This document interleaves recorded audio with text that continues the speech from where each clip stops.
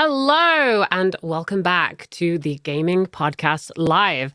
As per usual, I'm your host, Miabyte, and today we're going to dive into all manner of the most curiously captivating queer conversations on the web. Geez, I almost didn't say that properly again. It's a very difficult tongue twister, that one, as we've pointed out before. Right, but today is kind of special. Got some lovely, super special guests on today and a lovely co-host too. But before we get started, I need to do a little bit of housekeeping. So I need to remind you that the Gaming Awards are coming up April 18th, and you can watch the show live because it's going to be live on Broadway. Yes, live on Broadway, straight from New York. It's going to be an amazing time. And if you would like to be there in person, tickets are, of course, now available. You can head over to gamingmag.com/awards and get all of the information there. It's going to be a blast. And it is super close. It's like a month and a week away. Yo, that is... Wow. And we're going to get to find out, like, who did the best? Who did the greatest LGBTQIA plus stuff in the world of gaming and streaming? All of that good stuff. We're going to be crowning, like, our LGBTQI plus streamer of the year and all sorts. But let's get back to this podcast. As per usual, I cannot host this podcast alone. And today we have a lovely guest co-host, gaming ambassador, and friend of the show, CoderGirlChan. Hello! Hey! How's it going? Stressed as always. We had a little bit of a mix-up today, which some of you may have noticed if you were noting the dates, and if you're a US viewer tuning in. The times are wrong. Because daylight saving times happened, which is absolutely fantastic and completely messed everything up. So a little bit anxious, let's say, just because of that. But how are you? How are you doing? I'm doing good. And also, what can you do? Daylight saving times just ruin everybody's time. Totally. Time, so Totally. What is it good for? Absolutely nothing. Maybe farmers. Absolutely nothing. Yes. Totally. Exactly. But that's totally it. Now, we're gonna go ahead and get started here. What have you been up to recently, Chanel? Just I've been away a lot. But still streaming as always. Didn't you go like on vacation? Didn't you just I went on vacation. Yeah, I went to like a sunny location and then a little winter cottage. I went through the opposite. So I went to a very sunny place, and then I'm like, let me just go to a very cold, like the coldest area right after that, But it was really nice to go on vacation, take a break, When you stream a lot, you do a lot of content creation. Sometimes you just need to like force yourself to take a break instead of working all the time. And it was like a really nice break. Yeah, I don't know what this. What is that? Yeah, what is that like? I wouldn't know what that is at all. And living that full-time like working a full-time job on top of streaming, it was like, I just need something to take a load off, and it was great. It was awesome. Totally. Yeah. Totally. Mm-hmm. Cool. And as always, you can keep up with all the latest news and features from Gaming Magazine by visiting online at gamingmag.com. Of course you can, yes. And that also leads us to today's super special guest. This is a wonderful femme streamer that I've wanted to have on the show for quite a while now. We are joined by none other than Twitch streamer, VA, and content creator, Emme Montgomery. Hello. Hi. Thank you so much for having me. No problemo. How are you doing today? I'm honestly doing pretty well, all things considered. We were chatting before the show about recently adopted rabbits. So, so I feel like every day, no matter what else is going on, I can't complain because I'm watching cute little bunnies hop around and chew hay. So what more can you ask for, really? Nothing. Yes, exactly. For the audio listeners out there, Em actually has a pen set up in the streaming room behind her, with all the little bunnies like running around. It is magical to see, and honestly, I want that in my life. All I've got are these figurines behind me and an evil small kitten who's sleeping off to the side of me. So throw it all away. Give it up. Have you managed to get out much recently? We had snow here in the UK this week, so I've been like trapped indoors freezing to death, and I think I have a cold too. So if you see me reaching for tissues at any point in this podcast, that is why. I don't want to be leaking bodily fluids all the way through the cast. So apologies if I sound a little bit under the weather. It's because I am. Yes, it is that time of year. It is that time of year. It's just been cold all the time. How's it been for you? We're just kicking it right off with what we love to do on the show with weather at the beginning. So how's it been? We love a good weather update. Honestly, it's been unusually rainy in LA. Really? Oh, yeah. We've been getting way more rain than we normally do, which personally, I don't mind. But I have a fussy little almost 10-year-old dog who is from LA and takes one look at a single puddle and says, absolutely not. Am I going outside and getting my paws wet? So it's been fun doing potty breaks and walks 4 times a day with a dog that doesn't want to be outside in the rain. The littlest pupper who doesn't like getting wet. Like, you have like so many animals in the house now. How do you handle that? I don't. They handle me at this point. I have 1 dog, 2 cats, and 2 rabbits, and they are a handful, but they're the best part of my day every day. So they're worth all the time that it takes to take care of them and, break up sibling rivalries and all that good stuff. Absolutely. And Shania, you also have pets too, don't you? We've met your doggo before. Yeah, he likes to pop in here and there. I have 1 dog. Me and Em were talking like, because Em was like, I don't know if I should get bunnies or not. Like, it's so much of this, and I was like saying, sometimes you just have to be like, I'm just gonna do it. And that was me with this dog. I'm like, I'm just gonna do it. I'm just gonna go for it and get the dog. And I'm so happy about it.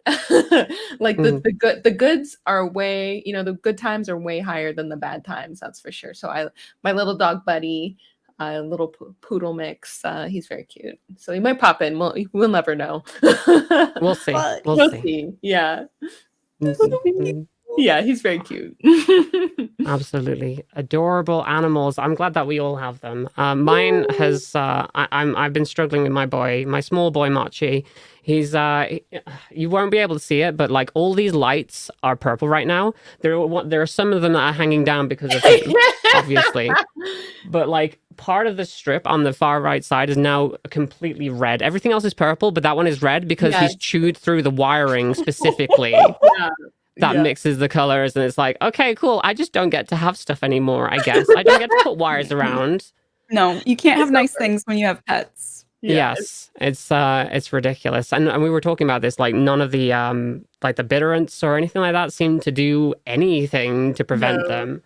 I'm pretty sure he has I think it's called pica though, because he will try and eat like plastic bags. He will like eat little bits of like anything that he finds. So yeah, they're just fun to chew. Like my last cat was like, listen, you see this plastic bag? I'm just gonna like get stuck in it because I want to put my head through the handle. And I would just hear like sloshing through my house. I'm like, how did you do this again? Every single time. The stress. Yeah. I'm like, oh my God, this is funny, but also like, please don't choke. I've had to learn to keep my plastic bags like locked away. I think there was like a reusable bag for life that I was just like relaxing in the living room watching some stuff, and I could hear him playing in the other room inside of it, and I was like, oh, that's fine, he's just jumping in and out in the bag, that's all good. And then all of a sudden this whole bag just like is rushing across the room because he's gotten his head caught in the handle, and literally just like zooms over and like completely rips the bag into. I don't know how he was capable of it, but started putting them away after that, like straight up. He'll get into the big IKEA bag now and then, but that's about it now. That's about it. Right. So we're going to move on to today's big question. We like to have our big question every single episode on the podcast now, and today's is who are the greatest female, women characters in gaming. Now, I figured we'd generally just talk about like your views on the history of like femme presenting and female characters in video games. For me, like it's nice to see how things have changed but historically, this space hasn't necessarily been very good when it comes to female representation in video games. Often, I think most characters were mostly just male characters who were playable, and most of the women in video games were essentially just prizes to be won. I'm glad we've kind of moved on from that a little bit. I don't know. What's your whole views on that situation?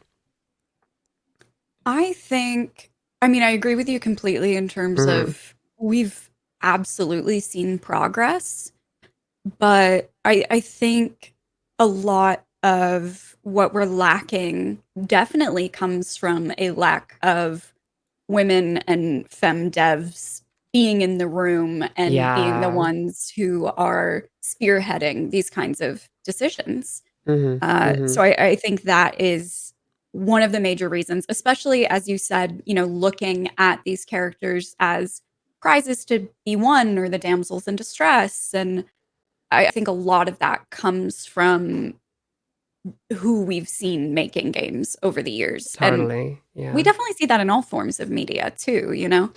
Um, for me, I think a big thing that gives me hope is seeing more and more devs make those characters anyway, despite pushback from Mm. the vocal minority on the internet, let's say. Yeah. I mean, Yeah. I'll go out and say it. Like the people who are quote unquote anti woke, whatever that means. Yeah. Yeah. I just remember. Oh God. Recently, I think it was Horizon Forbidden West coming out, and Mhm. somebody had taken a bit. Other than like people like losing their minds over, oh, did they've masculine? They've made the character more masculine, which I don't even know what I that means.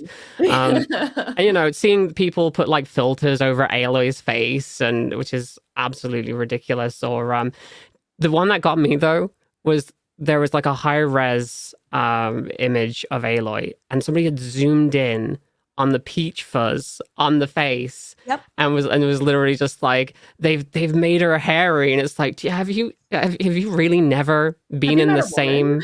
Have you met a Yeah. woman? Have you been close enough to a woman to realize that peach fuzz exists? It's No. it's ridiculous. Yeah. It Absolutely. that was actually the example I was thinking of Oh, really? Yeah. when I was mentioning Hmm. that, and I feel like it's so emblematic of so much of what we're talking about today is that response, and whether it's subconscious or conscious, that idea of, women in games should be what I want them to be. I should desire them. And if they're not desirable in every single way, then why are they in the game if they're not there to be Mm. objectified, essentially? And I think a great example of that as well is The Last of Us Part 2, seeing people's reactions to Abby and seeing people jump through like doing mental gymnastics to also justify why they hated seeing her body type, for instance. You don't really see people complaining in post-apocalyptic survival games about men being bulky and men having muscle, but suddenly when Abby was built, it was like, well, it's post-apocalyptic, and how would she have enough food? And she wouldn't be able to build that muscle mass, and Mm. they're in survival, and it's unrealistic, and it's like, but it's not unrealistic for the dudes to be jacked? Like, what where Yeah. make it make Exactly. sense. Also, Joel in that game is ridiculously strong. Like, how did Mhm. he have anything to build any of his muscle? He is the strongest. How old is he in that game? Like 58? Like, or Yeah. like almost 60-year-old man just like pounding people. Like, why is it okay for like him? Like, how do you, what do you know what they're doing in the game? How do you know how they're building their muscle? And also, to build off of what Em said about the female developer thing, I 100% agree, Mm. because the lived experiences are one thing that is always missing in a lot of games. Even if it's like, even if you can't get like the female dev, which you should hire female devs. As a dev, I will always say, please hire more female devs, but consulting with them, bringing them in, talking to them about, what do you think about this? Like, what do you, what direction should we go in? Like just getting them in there so that, we have the full experience. Because overall, female characters back when I was a kid playing games, they'd wear like these really like risque costumes and like you said, like almost like a prize, but it was like they were playable, but it was like that was what the picture of what the male thought like the woman should look like. So yeah, totally agree about the female developer, at least consultant involvement. Absolutely. Yeah. Absolutely. It's so weird that you brought up Abby as an example, because recently with the Last of Us like series being out, I saw like some hubbubaloo over I'm not sure what the character's name is, but there's like a Resistance character who happens to be a woman. Yep. And they were like, oh, I can't believe like this character would be leading these people, because like she's the opposite of literally like what they were complaining about as Abby. Like, so you can't really win. Like, oh, she looks too like weak and small. Why would anybody listen to her? It's like, okay, like you complain about somebody being jacked in the post-apocalypse. You complain about somebody being weak and small but being in charge. It's like there's literally no winning with some people, and that's just the way it goes, really. Just the way it goes. Which is honestly why devs shouldn't listen to these people, because they don't know what they want and they'll complain about everything. It's literally like, oh, is there a female character there? Is there a diverse character there? We don't want that. That's essentially what they're trying to say. They'll take any opportunity to complain. But yeah. And I do think as well, if anybody remembers which game this is that I'm talking about, please do let me know. But I remember a while back there being some discourse online because there was a game where I think maybe something leaked online. I don't remember, where we saw GTA. Is it GTA? I'm not sure. Go on. It was a company that basically said the reason there's not a female playable character is because we didn't have the resources to do Assassin's a different Creed. model. Was that what it was? Assassin's Creed. Oh, there's so many. I think it was. Was it the Paris one? No, I think it was the one before that. Because I remember they followed it up by making a game where there was a playable female character. Yeah. But the one before there wasn't. Yeah. Yeah. And for them to cite the reason as like budgetary constraints and resources, please, is so out of pocket, because it's one of those things where, again, like you were saying about having women in the room for these kind of discussions early on, games take a very long time to make. We all know this.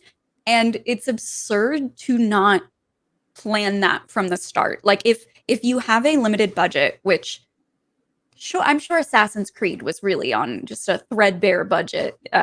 Sure, let's go with that. That huge AAA title, micro budget. It's an indie. Cash. It's an indie game. You know that Assassin's Creed, the indie game. Maybe cut something else. It's one of those things where it's like, we all know that's not the reason. That's what you're saying publicly. That's not the reason. And I love that you brought up the point of, for instance, like having female devs even consult. And I think one of the things that we've heard time and time again when some studios do that is that they'll hire somebody to consult and then not listen. It's that kind of like, we can say that we had a woman that we spoke to about this. We can say that we had feedback and we had a consult. And a lot of the times, especially as years go by and people are less scared of speaking out about it, we then hear like, well, yeah, I consulted and they didn't listen to anything I said. They spoke over me in the room. And I think that definitely plays a huge role in the end result that we see in terms of the types of women that are in these games. Yeah, definitely. Yeah, honestly, for me, it's just it's dumb for you to say you don't have enough money. You can say you didn't properly plan from the beginning. Let's just say that we didn't plan for that and be straight up with that. But out of money, with a game like Assassin's Creed, like that's literally, it's like the whole Bayonetta conversation, right? When the voice actress of Bayonetta was like, oh, I didn't say I wouldn't do it. They just wouldn't pay me what I thought I was worth, even though it's like a very popular game and it's Nintendo and you can pay me that amount of money for that. So that's just like atrocious altogether for them not to do that. Yeah.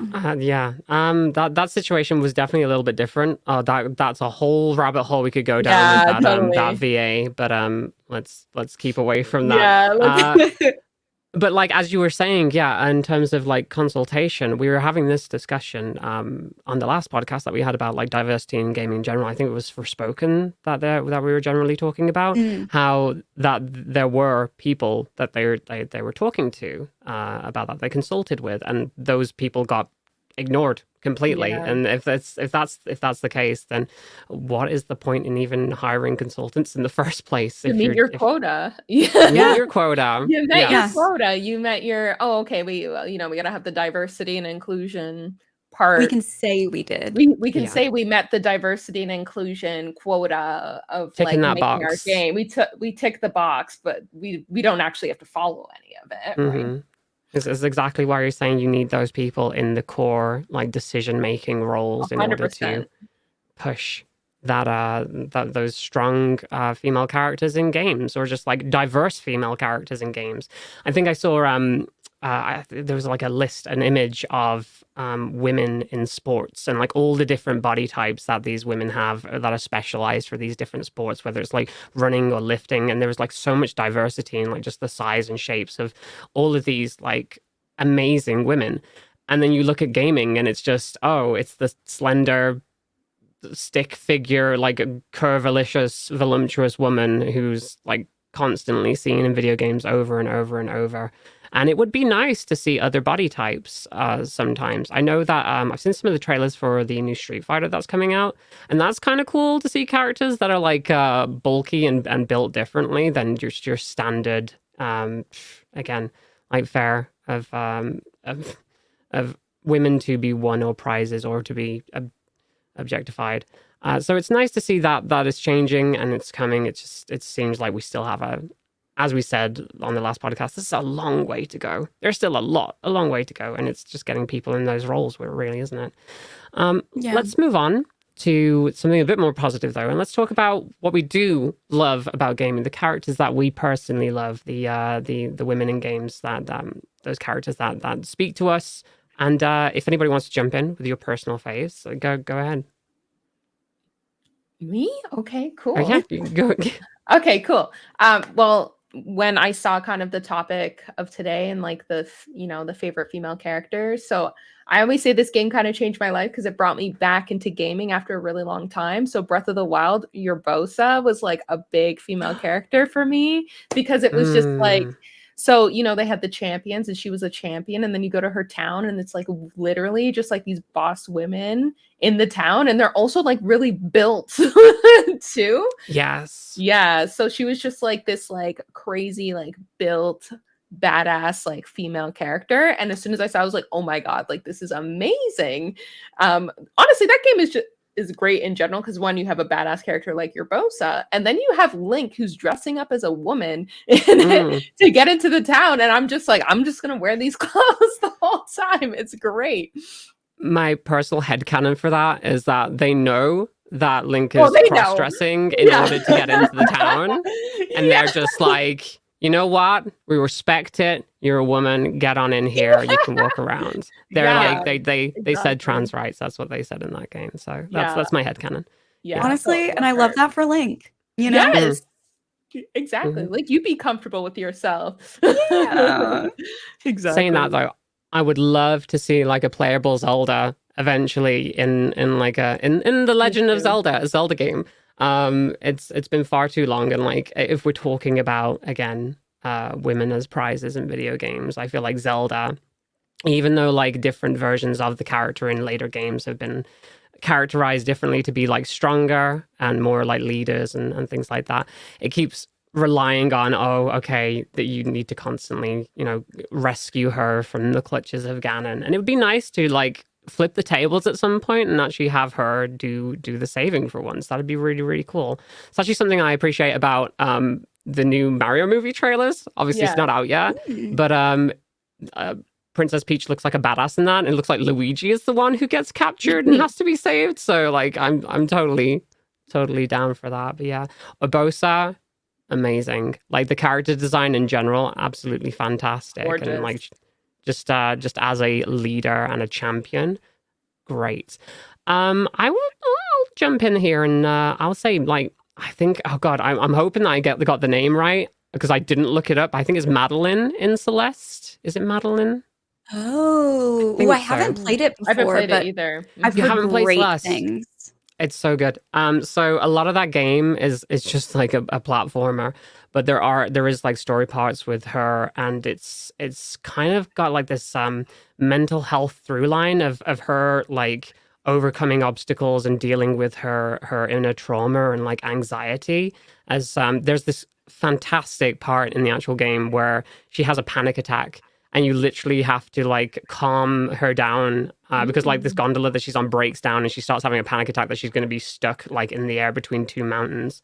And they visualize it by just having this like leaf like flow up and down on the screen. You have to press buttons in time and to control her breathing and just to calm her down. And I just thought that was like, it's a really, really cool way of like representing like just a very strong female character, just overcoming her personal demons and to achieve this goal that doesn't have anything to do with anybody else. She's not trying to prove anything to anyone but herself. And like, I love that for that specific character.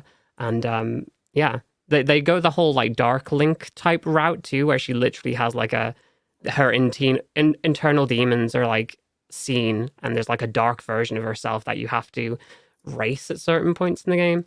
And there's not a lot of characterization there, but what is there is quite strong, and it just makes me love that character for who she is. I love that. I think I love that you brought up the panic attack and anxiety mechanics that they put into the game as well, because I think one of the things that does get talked about a lot with female characters is that word strong, because we talk a lot about it in regards to wanting to see that shift in the way that female characters are presented. And I think sometimes that can flip into like, we can't show sensitivity, we can't show emotions. You know, being strong means that you just have to be like a muscly, badass fighter. And I love that you bring up the fact that she's a strong character, but they still have that moment where, you know, there's internal obstacles that you're playing through and overcoming. I think that's something that, for my favorite female characters, I mean, I am a really big Last of Us fan, and Ellie is just one of my favorite characters of all time. And on my list, actually, funnily enough. Sorry, go ahead. yeah. I feel like she is a very popular character for a reason, you know? And one of the things that I know there's a lot to discuss in terms of the second game, but in terms of just, I think, what we get to see a woman allowed to feel and to process, something that's really important for me is seeing characters, especially women, that are allowed to be messy and are allowed to maybe make mistakes and lash out and respond emotionally and not do everything perfectly. Because for me, a part of progress in games is not just having that dichotomy of like going from being a prop and a prize to be won to being perfect and indestructible, but the humanity lies somewhere in between, because we are a combination of all of those things. I know sometimes I did Krav Maga. I can kick someone's butt if I need to, but I also cry at cute animals, and it's okay to have both, you know? So I really love seeing characters where we see them make mistakes, and seeing women be allowed to not be perfect, but to still be protagonists, I guess. I like seeing flaws. Yeah, honestly, like, you see a lot of the same people complaining about how certain characters are like too good at things all of a sudden. And there is something to be said about that. It's like, yeah, I don't want female characters that are like practically perfect in every way. I don't want a Mary Poppins character. I want somebody with flaws. I want somebody who's gonna like struggle to get things done, has to deal with like inner conflicts and emotions. And again, we want human beings in these roles, like people, rather than just like unattainable. I guess it's like a different type of objectification in a way. It's like it's not sexual, but it's like this is a person that can't do anything wrong, and you need to look up to, and setting standards like way too high. We want those reflections of ourselves in those video games. I definitely think Ellie is a very strong candidate for that, like you say. Like just her as in terms of not just as a female character, but in terms of LGBTQI plus representation, just makes me love that character. And how they managed to like weave those issues into the story without it taking over or without it being like the focus, but it's just there and it's part of her and it does inform who she is and what she does. But it's not necessarily the focus. And you could say, you know, they didn't want to upset people by putting it up front in the game, but I think the way that they did it was extremely clever because it's hinted at. And especially like with all the other LGBTQI plus representation throughout the whole of The Last of Us, it's pretty. I'm not going to say it was on the nose, but if you're paying attention, you can totally see it. You could totally see it. And I've not played the second one. I've only played the start of it, so I can't speak on her character development in that. But from what I have played, I do love where it's going. I just got past the big opening segment, let's say. So I'm excited to see more of where that character goes. Yeah, I really like Ellie as a character. I just played the game because I decided to play at the same time as the show, to keep it like in the timing. And just to build off what you said, Mia, like I feel like she's just like a really real character, and it's like, and I think that's why people really enjoy The Last of Us, is that the characters are like super like real, like they have like real substance of like what you would see in real life if someone had to go through something like this. If someone's growing up as someone who's like part of the LGBTQ community, who's growing up in this time and just trying to discover herself, like you see all her emotions, you see everything she's dealing with, you're seeing her change over time. Like I think that's why it's so like crazy. Now watching the show and seeing Bella Ramsey in the role, I've seen Bella Ramsey back in the Game of Thrones day. I knew she would do so good, but she's just doing so amazing in capturing the realness of what Ellie is and all those like raw emotions. Like it's really nice to see like a video game adaptation like doing this character so solidly. Yeah, totally. Let's jump in with another character here. How do you all feel about Samus Aran as a character? I don't know if have you played Metroid games? Yeah. I personally haven't, but I would love to hear your thoughts because that sounds like a very go for it. Loaded question. So I'm curious.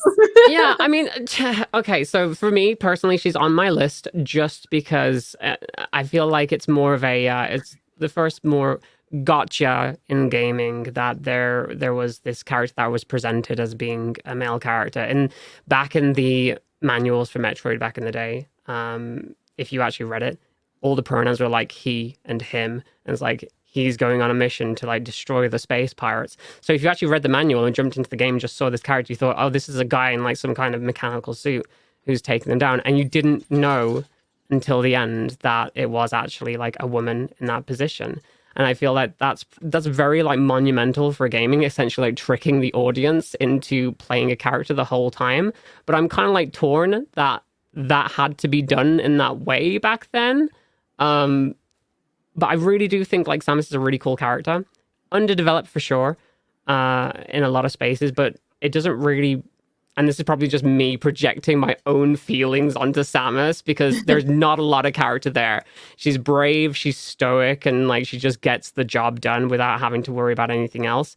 as long as you don't pay attention to other M, which completely destroyed the character. As soon as she started talking in that, they had her be obsessed with infants, and all of a sudden she lost her agency too. She was, instead of getting upgrades herself, she was waiting for her commander to tell her it was okay. Her former commander, and now that she's a bounty hunter, someone that she used to train with in the military, she's like, Adam hadn't authorized it, so you have to wait until he authorizes use of, like, say, your missiles or an upgrade when you have them on you the whole time.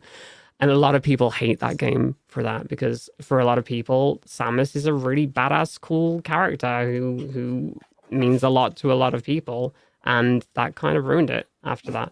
But yeah, so I'm kind of torn, and I was like, whether or not I should even put her on the list, because from a historical sense, it's like a pillar in terms of this is a really cool thing that happened way back when and has remained a cool character. But at the same time, it's literally, there's not much of a character there to even take from. And when they did try and delve into a character, it kind of went the opposite direction and objectified her, which is not ideal. So yeah, but I've neither of you played Metroid games? I've never played it, but I will say, like, when you said the gotcha like kind of character, I wrote down Samus because it got me, because I had heard of Metroid and I'd only seen like the actual like armor and everything like that. And then I started playing Super Smash Brothers for the first time, and I was like, wait a minute. You're telling me this character is this, like, this badass character is this? Like, a woman is like a woman? Oh my gosh. So that I would always play Samus in Super Smash Brothers, because I'm like, oh, this is like such a great character. So I've never played it, but I've always like seen kind of videos of it and then played it in Super Smash Brothers all the time. Yeah. I highly recommend the Metroid games. I'm a massive Metroid fan, though, so I'm completely biased. But if you like Metroidvania stuff, it's literally the reason that there's like half of the genre is called Metroidvania. So if you like Hollow Knight or anything like that with big maze-like areas that you can explore, it's a lot of fun. I see chat mentioned like Mass Effect and FemShep. I wouldn't like. I thought about that, but I'm like, I'm not really gonna put that on the list because I don't think it really counts. FemShep is the better character out of male Shepherd and female Shepherd. I feel like the characterization is the same regardless of if you're playing like the male or female version of Shepherd. So I don't think it really counts. But feel free to argue with me on that if you think differently. I think the thing that's really notable to say about FemShep, especially as we talked about kind of either a lack of female playable characters, or B, like internet and community pushback against when they're included or against the way they look, whatever it might be. And I think FemShep is really notable because, like you said, she is the more popular of the two. And when I think about it, I'm kind of drawing a blank on other games, especially a game like Mass Effect that's like a shooter choice-based kind of thing in space, where the female playable character is the more popular one with the broader community. And so I think that is worth noting as progress that we are seeing in a way that, like you said, I think the fact that, you know, the character can feel, I think the voice actors do bring something different to it, where Jennifer Hale really does make her feel like her own character. But I think she's really worth mentioning in that regard, at least, that we see so many men prefer to play as her. Yeah, I think the only thing that holds me back from like adding games where you can choose your gender on the list is that it's not really telling, like, it's not really fully including that character as like a female character, really, because the story is the same either way, and it's not going to change based on the gender that you pick. So it's kind of like missing a little bit of that nuance, because it's not really her story or his story, it's just a story.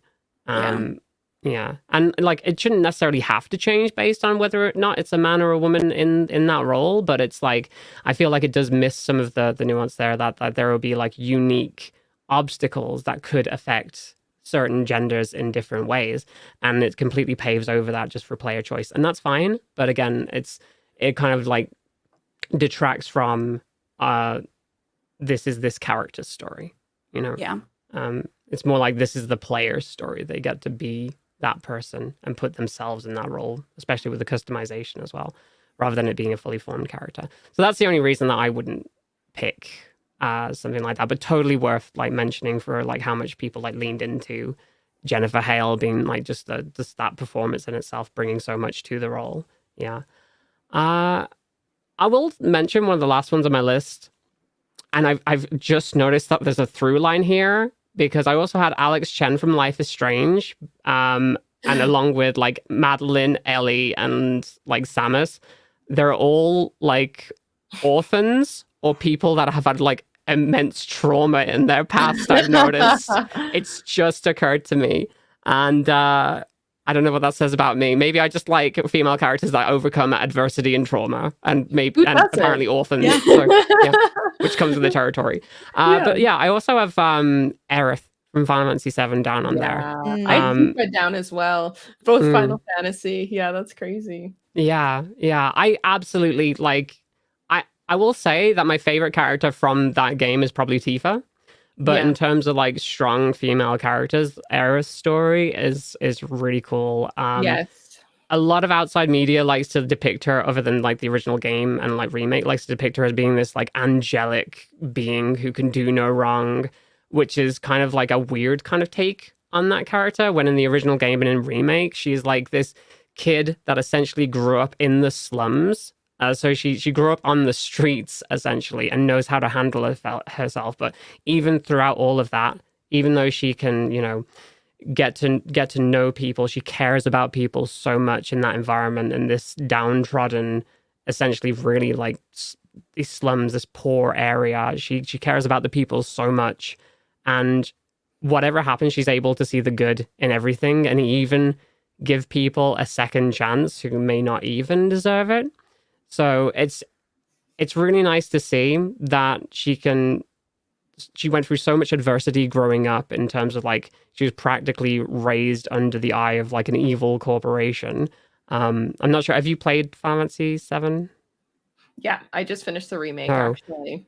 Em, you need to get on that. It's so good. It's so good. It's very That's what good. I've heard. Yeah. It's about like eco-terrorists taking on mega corporations who are misusing the planet's resources. It's great. There's no apparently it's not political though, according to people. Yeah, it's not a political game. Not at all. But Aerith as a character, like she grew up in like these lower Midgar slums, and she is being watched over by this evil corporation as well, because there's something special about her. But she is kind of like the hero of the story. She's not like the main focus, but she kind of ends up being like the overall hero of the story, which is really cool for the time that it was in as well, in 1997, as well as seeing how much they've characterized her in the remake too. It's like, that just makes me love her to death as a character. My friend played through the game recently, and it became their like, they literally said, I think this is going to become one of my comfort characters. Like, I love them so much. It's like, yeah, she's really cool. Like, is that part of the reason that you picked them as well, Chanel? Or so I had Aerith and Tifa down, but yeah, I feel like with Aerith is like super underestimated overall in the game by like people in the game, but also just like people playing the game. Like I remember when I was playing the game and people were like, "Oh, not Aerith," because Aerith is less like less physical attack and more like kind of magic and she's like stuff. the white mage role. Yeah, so the archetype. So people hate that, but she's like super powerful if you use her correctly, right?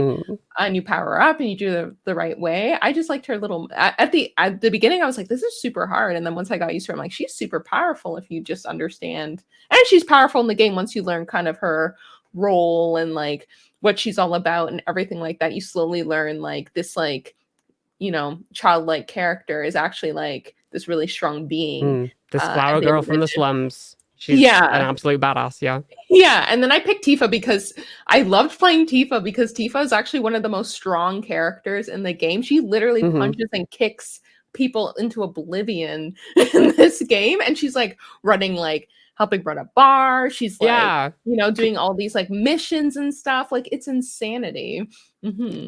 Let's look at the boxes of Tifa real quick, and like it was a coin toss because I didn't want to feature two people from the same series, but Tifa, her, like, again, minor spoilers.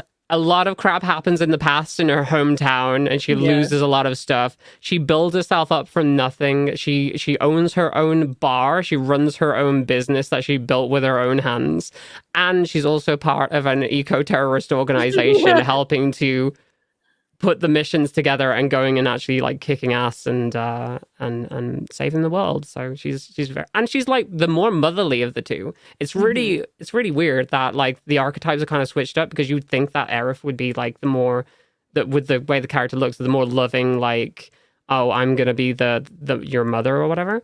But it turns out to be the one who can punch and kick major ass. That's more of the like the homely kind of, I'm going to take care of you and like take care of my family, which is really cool. It's nice to see those different archetypes like just put in that game and just have them both be as valid as each other, which is exceptionally good. Yeah, I like that. And that's why I've mentioned this several times on the podcast before, but Final Fantasy VII is my favorite game of all time, so bias there. That's me. I couldn't tell. That's me. Yeah, sorry. Did anybody else have any? I mean, literally for the video viewers, for the audio listeners, there's all the Final Fantasy VII stuff on the shelf behind me, so it would be known. Yeah. So, does anybody else have any other characters that we want to cover before we move on? I don't know if it's cheating to kind of just say a group of characters from a game, but I would love to highlight Dead by Daylight. I love Dead by Daylight in general, but as you know, we've talked a lot about strong female characters. The balance of, if anybody does not know, Dead by Daylight's an asymmetrical horror game. So online for survivors. Our listeners know there's such a massive part of our audience that loves Dead by Daylight. Perfect. It's ridiculous. You're good to go. Yay, my DVD people are here. I think Dead by Daylight does such a fantastic job of having such a wide range of, obviously, both killers and survivors that are female, but the killers are just as formidable. And I think a lot of the backstories, like the male killers are allowed to have emotionally vulnerable, really traumatic pasts, that a lot of their abilities and a lot of why they're there, I guess I would say, comes from an emotional place. And the women are allowed to be hatchet throwing, step on me mommies. And I just love that. Oh, yeah. You know, I think DBD does a really great job. And I love that no two female killers feel like you don't feel like their backstories could be interchanged. Their abilities feel really tied to who they are as people, and they're all allowed to come from really complex backgrounds. And I love that, especially for a online horror game, you know? Most definitely. I love that balance of all the killers are essentially on the same level as each other, whether or not they're male, female, and just, again, the diversity in the shapes and sizes of the characters. You know, Huntress being the more, like, I don't use the word hefty. That's not the word I'm looking for. Built, I guess. The more built character, throwing her hatchets with her big muscly arms versus like somebody like Spirit, who's like this wraith, like, but they're again all equally as valid as each other. It's really nice to see just the diversity that's included in that game when it comes to female characters. Totally. The backstories are so like thoughtful, and the way that they're put together as well. Like, tell me more about that, because I've played a little bit of Dead by Daylight, but I've never managed to like delve into any of the lore side of things. So like, how do they expand on that? So when you actually get the characters, they all have like different backstories and stuff, so that you can, but like, you know, a lot of games you'll get a backstory and it's just like a few lines or maybe a paragraph. Like, literally, these are like, it's like a huge thing that you can read through, which is why I'm super excited that they're possibly making a movie, because they have so much content to work off of. I didn't know they were making a movie. That's so Yeah, exciting. they're looking into it. So I'm super stoked for that. But like, yeah, the lore is really good. Like, you know, a lot of times when they do new releases, like DLC releases, they'll do like kind of a killer survivor kind of combo with it, and then they'll tie the lore kind of together. It's just like really, really interesting, and it's all like really different from survivor to killer. Like, I just think that it's just like super creative when they do their original content, when they do like their actual in-house killers and stuff, because obviously the licensed ones have their own story, you can't really change that, but their original content is just like super, super interesting. Like, they have a killer whose name is the Trickster, and he was like a singer, a Korean singer, and the survivor was, I think, his like producer or something. So he like went crazy and all this stuff. So there's like a whole K-pop story behind it. Like, it's just like so insane. Like, the game is like really cool in that way. That's awesome. That's actually epic. Mm-hmm. Right, let's move on real quick and change focus a little bit here. I actually wanted to know about your personal experiences, both of you, as femme and female content creators in the content creation space.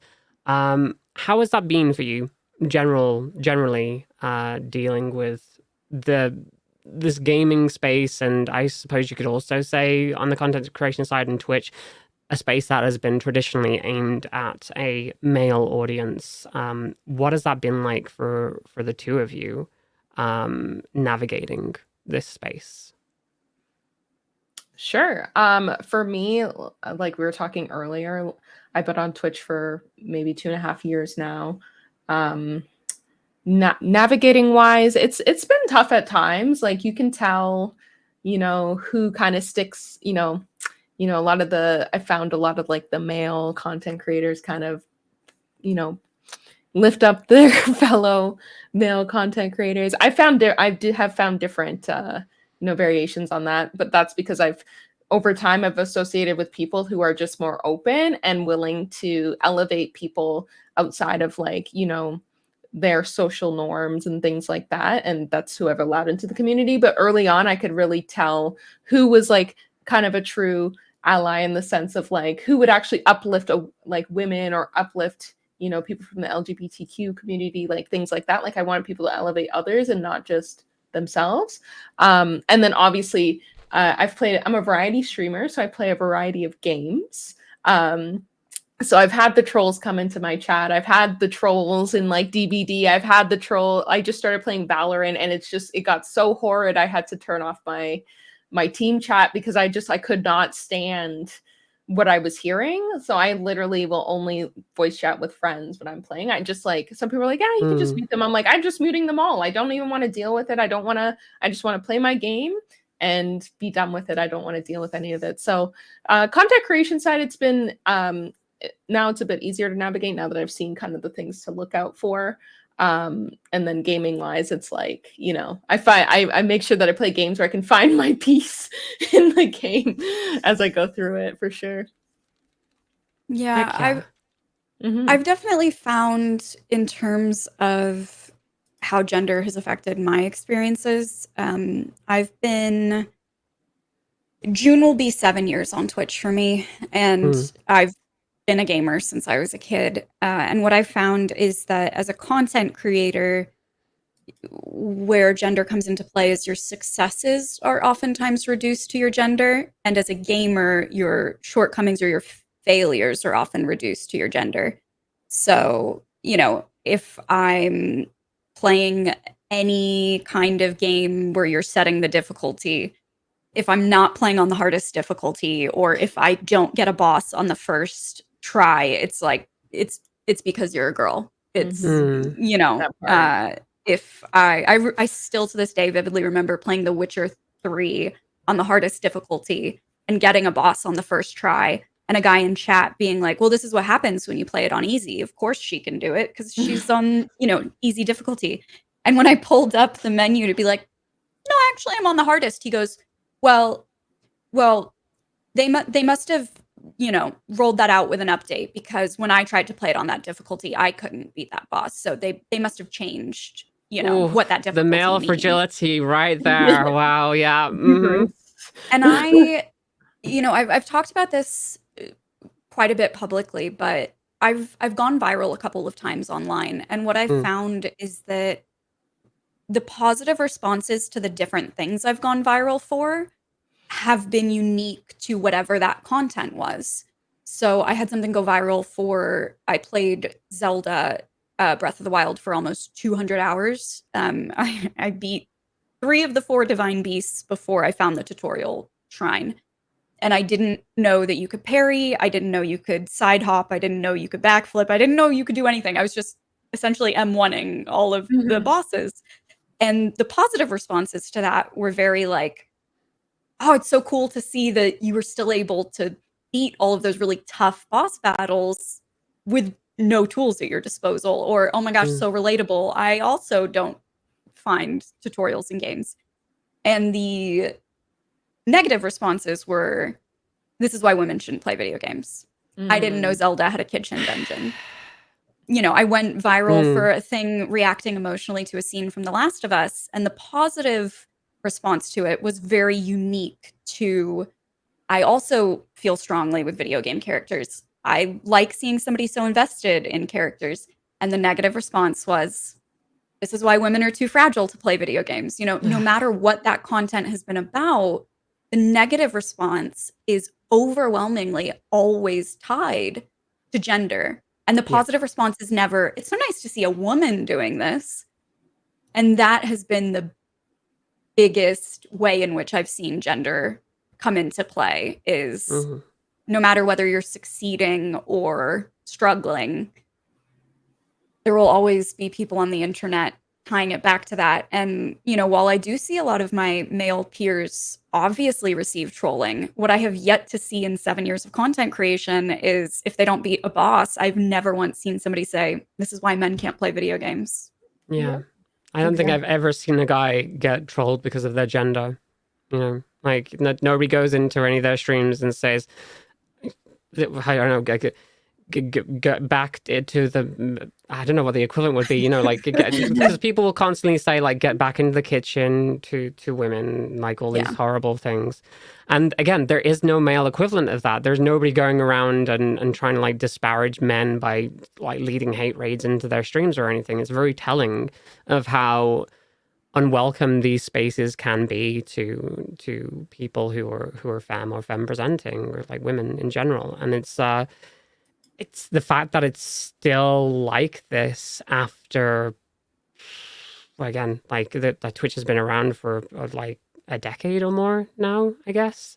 Yeah. I actually have no idea when Twitch started at this point, but yeah, for the time that it's been around, obviously we have more tools now to deal with the BS, but it's still there. And like these spaces that were created in gaming as a boys' club has that knock-on effect of just creating toxic spaces online that are just welcoming to no one who is different than, I don't like using the term, but a straight white cis male, as stereotypical as that is.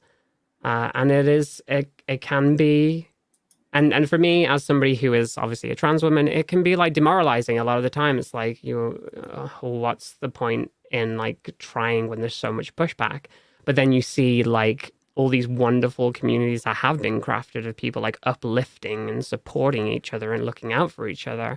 And you're like, yo, this is why we do this. This is why, like, to have an effect on people, to make people's days better. And like, for me personally, being trans, like, people coming to me afterwards and saying, you're the reason that like my egg broke. You're the reason that I transitioned and stuff. And like, you're the reason that I started, or just generally, you're the reason I started streaming. It's like, that is so fulfilling. And that's like outweighs any of the hurt that can be done by countless trolls.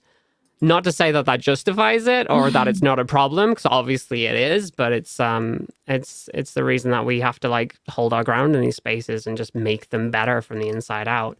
And I think a lot of that the problems come down to, I guess, because it was a boys' club for so long, people seeing what they assume to be an outside force coming in and taking it over. Quotation marks for the audio listeners. When in reality, we've been here the whole time. Just the space has never been accepting of us, and now we're actually speaking up for ourselves. You have a problem with that. So, yeah. And I think it's really important to note too. I'm glad you brought up the concept of people looking, using the phrase taking it over. And I think it's really important to note, like, of the top 100 streamers on Twitch, one is female. Yeah. Like, even addressing that perspective, like you said, I mean, we have always been here. But even if people aren't aware that that's the case, it's such a fallacy to think that there's any kind of takeover when it is such a male-dominated space that it's so much more difficult and unlikely for women to break into the top than I think the commonly discussed the commonly held belief amongst a lot of men is, like you said, that women are taking over, and it really couldn't be further from the truth. No. And like, even if a woman does manage to like get above like tons of other streamers, the narrative then becomes, oh, women have it easier on Twitch because they use their looks or their bodies to get an audience. And it's like, you're not looking at this objectively. You're not looking at the stats, like you say. You're not looking at all the top creators or our male creators and all of the countless like women that like don't. It's luck based. It's purely luck based, obviously. And obviously some of the audience for like being biased towards watching men, obviously putting that to one side, a lot of how to get big on Twitch is totally just luck. And it's just it's BS. And I think there's got to be something for them just not, I don't know if it's jealousy or them trying to wrap their head around like, why would anybody, I feel like it's an internalized misogyny almost. That's like, no, women can't be talented enough to get somewhere without having to use their body and their looks. And I think that says a lot about the society that we live in. That seems to be the common phrase that pops up time and time again.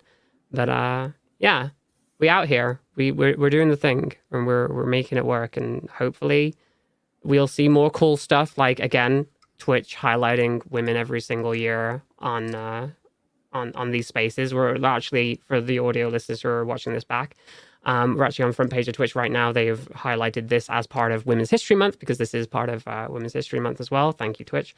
But it's nice to see stuff like this. But again, it'd be great to see more of this stuff throughout the year. And I know that they've tried to put more things together, like the name eludes me, the Discord that I'm in. I'm pretty sure most of the female creators are at. The Women's Alliance. What is it called? The Women's Alliance. Thank you. Yes. And it's nice to see initiatives like that, like offering resources to female streamers and femme streamers to actually, help make connections and be there together and actually give them opportunities that they wouldn't necessarily have. But I still think we need to see more of that throughout the year as well, because there is like a massive imbalance between male creators and female creators on the platform. And it would be nice to see more opportunities go both ways. That's all I'm going to say on that. Absolutely. Right. Let's move on. Em, it's time for your spotlight. We're going to get to know you a little bit better. We're going to get into your personal interview now. Are you ready? Never. Never. Okay. Never. How are the anxiety levels? Are you good? Do you need anything? Coffee? Tea? My anxiety's fine, which is a sentence I rarely say. It's funny, for someone who's an online content creator, every single time I'm like, I'm going to talk about myself. What? I have to talk about me? But yeah, no, I'm fine. Let's do it. Of course, we're going to talk about you. Yes. Yes, you're a fabulous creator. You're a wonderful human being from everything I've seen from you, and I've actually wanted to have you on the show for a while now. So it's nice that we can line up the stars like this. So we'll start off where we always start off, and that's how you got into streaming. It is I've heard the story before. It's a very inspirational one. I know you were on disability for a while, and of course you had your stepfather. Actually, do you want to tell? You should tell the story. It's your story. You tell the story.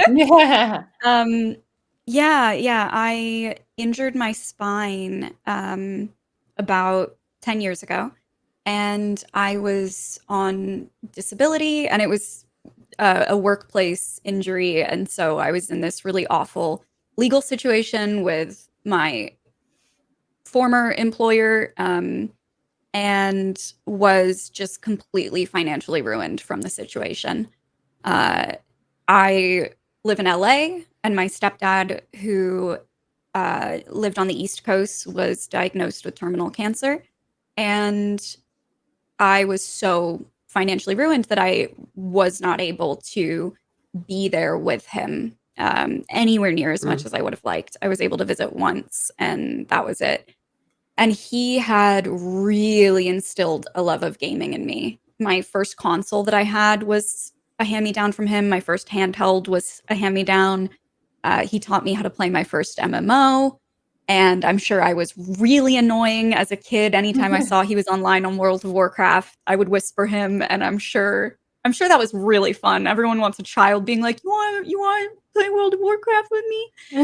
And so when he was in the hospital, I had heard about Twitch, and he was ill enough that he just wasn't able to play games anymore, essentially, with what he had at his disposal. And having heard of Twitch, I was like, you know what? If I can play video games and stream them online, maybe somebody can bring a laptop to the hospital and he can watch, and that'll be kind of like a sense of normalcy, almost something that can be a connection despite being 3,000 miles apart or whatever. And I had never watched a Twitch stream. It had not occurred to me to learn anything about Twitch. And when I did test streams to kind of learn how to use the software and the platform, people showed up. People found my stream, and I got trolled and had a lot of really horrible things said in the chat. And of course, I didn't know how Twitch worked. I didn't know you could delete comments. I didn't know you could ban people. And so I kind of thought to myself, like, this would actually probably be really distressing to show a parent and see these kinds of comments pop up. So I'm going to do this a little bit more and figure out how to do it before I show it to him. And I always say I became a streamer because people asked me to. People would show up in chat and say, when's the next stream? Where's your social media? Where's the tip button? And it just kind of like, I just kept doing it because people kept saying, play this game next. And and that was really how I got my start. And so I always say, I don't think I have the personality to be a streamer. I'm so introverted.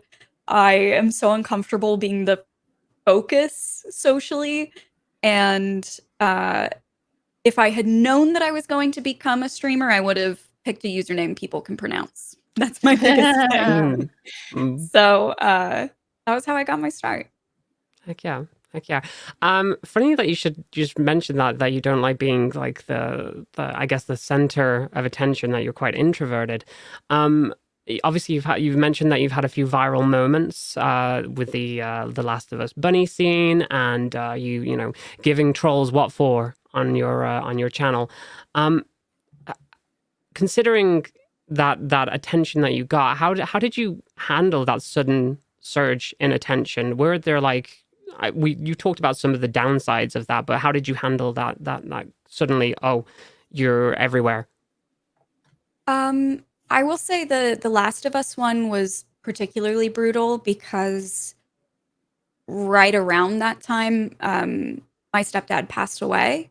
Ooh. And there was this immense amount of pressure from people that I knew that I was professionally connected with, behind the scenes that were saying, like, this is the big break that people hope for. With content creation, the idea is you're waiting to be discovered, essentially. And if you're making good content and suddenly you have a bunch of eyes on you, that's that perfect combination, and that's where things kind of take off. And so I was being kind of told from all angles, like, be online all the time. There's that People pressure there to be on it. People are searching your channel out, and I mean, it was literally as quick as I think I averaged maybe 150 viewers at the time. And I remember seeing in my mod chat in my Discord, one of my mods saying, "Hey, somebody posted that clip to Reddit and it's getting a little bit of traction. So, like, heads up, if other mods are around tomorrow, we might get a couple new people coming through." And I think I had like 1,500 to 1,800 people watching the next day. Like, it was that overwhelming and that fast. And we were just not prepared for it. The thing that I think is strange and unique about online stuff, for me, like, my social batteries drain from the talking I do on stream, but ultimately, like, I don't have my view count up ever. If people aren't chatting, I have no concept of how many people are there. And mentally, it's a really odd thing. It's kind of easy to separate the amount of people that are there. Like, when you see a follow count tick up, for instance, I don't really... It can be kind of easy to shut it out a little bit, I guess, as an introvert feeling overwhelmed. It's like that number can sometimes feel imaginary. But if I'm being perfectly honest, I did not take care of myself when I went viral, and I pushed myself really hard, and it took a huge toll on my mental health. And it's something that I talk to people about a lot. Is a lot of content creators really wait for that big break, but I think it is really more complex and more difficult to navigate than a lot of people discuss, because you never want to come across as ungrateful for people discovering your content and for all the wonderful things that come from it. But I think as a whole in the industry, we have really unhealthy standards for setting boundaries and for the grind mentality. And I wish I had taken better care of myself at the time. Yeah. Would you say did you lean into trying to do as much as possible at that point? Because, like you were saying, obviously, with the loss that you'd had in your family, I really hope that you did take time for yourself. But that must have been so much pressure to, like, consistently be on, like you say. So, in terms of, like, that effect on your mental health, did you... I don't want to delve too deep into this if it makes you uncomfortable, by the way, but it's not necessarily how you handled that, but did you set aside time for yourself to go through that process, or were you just distracting yourself by being on? Because I get this must have been a really difficult situation. Yeah, I really didn't give myself time or space to grieve and to process, and it had a profoundly negative effect on me for years. And I really, like, viewers of mine, community members who have been around for years can attest to the fact that, like, they saw it and they felt the difference. And in terms of my mental health, like, I started dissociating every time I would stream. So to the extent that it was almost like my brain associated sitting in this chair with, now's when we're going to check out. And I would do entire 6-8 hour streams and have no memory of anything that happened in them, because mentally I just would shut down and go on autopilot. And it was incredibly difficult. I definitely leaned into this mentality of, this was my big break, and every opportunity that came my way, I was like, this could be the last. This could be the last time somebody reaches out asking about a sponsored stream. This could be the last hosting opportunity that comes my way. This could be the last, brand meeting that I go to, or and so I said yes to everything. A couple months after the Last of Us clip went viral, I was so determined to not take time off that even when I got really, really sick, I kept streaming through it. And my cough got so bad that I broke 2 ribs just from how hard I was coughing. And I went to the doctor and he was like, there's nothing we can really do for broken ribs except tell you to rest. So, like, can you take time off of work and just rest? And I literally laughed in his face and I was like, I'm not going to do that. And I think maybe 2 days after I broke my ribs, I hosted Twitch's coverage of E3. I flew to Germany. I flew to Memphis. I did a week-long thing called Streamer Camp. I just did not slow down, and it made everything worse. I was getting sicker. It was awful, and I wish it hadn't taken me literal years to learn to take care of myself and to understand that you can't pour from an empty cup. And even though, you're going to see things like numbers go down when you stream less and when you take breaks, I'm present when I stream now. I'm not dissociating in somewhere else. There's less hours that I'm at my desk, but the hours that I'm there, I'm actually there. And I wish that I had realized that sooner, but I try to kind of take that energy and use it to tell other creators about that and to hopefully be a part of lessening that like grind mindset a little bit. Burnout is real. No, I was gonna say streamer burnout is real and people don't really realize they're in the burnout half the time. And it takes a long time to recover from it as well. Like people don't realize how long it will take for you to recover from the burnout itself. Like it's not like, if I take a week off, like that's my recovery. It can take months to recover from a burnout. And that one seems like it's a really tough one. So who knows how long it could have, it would have taken you to get out of it. It's a lot.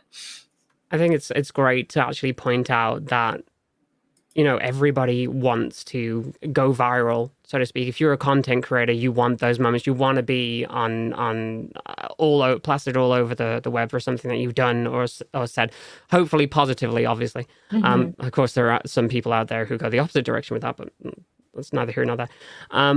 But it's so good to point out that there are downsides and you do need to take care of yourself as a content creator, or you will damage your mental health. You will burn out. So again, thank you so much for that. Let's change focus because I feel like we've gone very deep very, very quickly in this interview. So let's move on to other aspects of content creation. You've done a lot of TTRPG stuff, guesting on other people's shows. Some people that we obviously are friends of the podcast, whether it's Vanna or Nicotine, or actually 2 weeks ago we had Eugenio. Sorry, I did it again. I literally did this on that episode too. I said Eugenio, corrected myself, Eugenio. DM Jazzy Hands. You've been on a bunch of shows with such wonderful creators. What is it that you love about TTRPG? And let's start with that. What tell me about your love of TTRPG and those experiences for you. Yeah, I think for me, part of it, when I was younger, I was a major theater nerd. I had always wanted to grow up to be an actor, and as soon as I reached an age where I realized, funnily enough, as we're talking about viral stuff, the thing that killed that desire for me was seeing my dad worked in the film industry, and I would see friends of his who would get their big break, and it would be incredibly difficult. Again, when I say incredibly difficult, obviously we're talking about very privileged careers and things that do bring a lot of joy and bring afford a lot of opportunities that are, not found elsewhere. But seeing people go from being able to walk down the street, having lunch with somebody and seeing that, to me, it was like, well, I'm just having lunch with my auntie or my dad's friend. And seeing people taking pictures of them from across the room and every 5 minutes coming up to ask for an autograph. And I looked at that and I was like, you can't control if you pop off or not. I love acting. I don't want that. So I'm going to not do that. And discovering TTRPGs was really incredible because, I'm a voice actor as well, and I love voice acting. But for the majority of roles that you're going to do, you're alone in the booth. It's just you. And TTRPGs are so beautiful because the collaborative element of, especially if you're doing them in person, being at a table and feeling that energy, but really not knowing where a story is going to go, or only kind of knowing broad strokes, and the joy of like discovery with other creatives is something that is incredibly fulfilling to me. And as somebody who is a really big introvert, a lot of the times I struggle socially to feel comfortable being myself with others. And I think this is also something that a lot of people within the LGBTQIA2+ community can relate to, is having like an avatar, creating a character that you can explore things through, whether that's gender, sexuality, processing emotions. TTRPGs have always been what feels like a really safe and supportive playground to kind of tap into emotions and experiences that I wouldn't feel comfortable doing otherwise. And I love that you mentioned so many of the incredible players and GMs that I've gotten to work with, because it really is about the people that you are at the table with that make that experience what it is. And I feel incredibly fortunate that I've had pretty much nothing but stellar experiences with all of the TTRPGs I've done. Professionals, all of them. Which Yeah, is, exactly. absolutely great to see. Always a plus. What is your take on like improving in that? Do you enjoy improv? Like it's funny that you say that you're an ex-theater kid, because I feel like a lot of the people that we have who are into TTRPG that have been on the podcast all are ex-theater kids. So there's definitely a through line there. How do you feel about like improv in general? Is that something that you enjoy, or? I hate improv. Oh, really? I think that's because I have so much anxiety. Growing up being a theater kid and being surrounded by people who were so funny and so quick-witted, what I've found that TTRPGs kind of unlocked for me is that improv doesn't always have to be funny. But I think growing up as a theater kid, that was kind of the way that it was presented to us, was like the goal is to be really snappy and funny, to make people laugh. And so I would just get like panic attacks because it would be like, I'm not making people laugh. I'm letting everybody down. This is awful. Please don't perceive me. Don't look at me.